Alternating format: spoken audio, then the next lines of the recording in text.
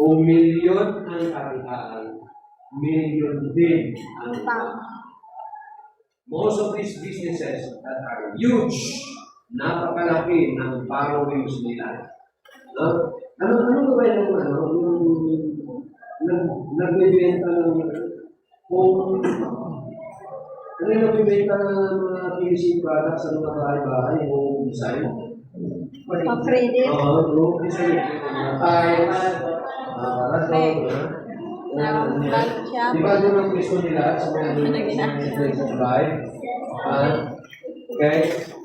Yan ang bahay nila, sa taas. Yung malaki dyan.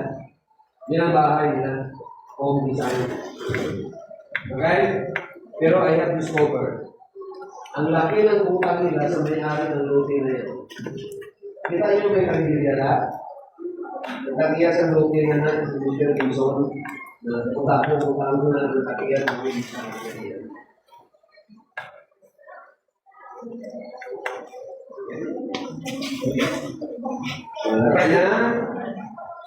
Nakanya? Sir. Oh. Pero kita natin, mga negosyante, they are not really free. Mga negosyante, they are not really free.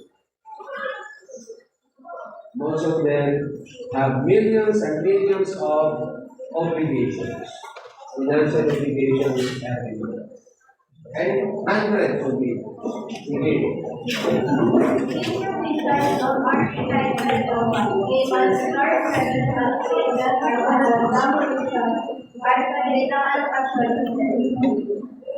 Banks are required to allocate a portion of their loan portfolio and to improve access to capital. Example, a small manufacturing company secures a bank loan for a phase move, machinery and increasing its production capacity.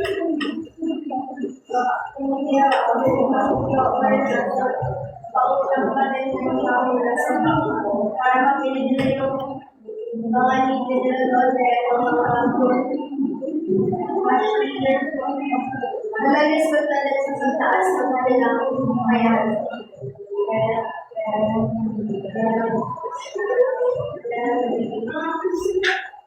Government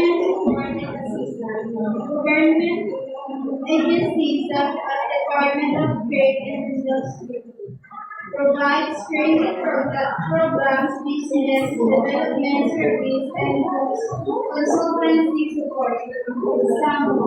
Some food card ang nagnabang sa mga senior na nangungunahan ng DTI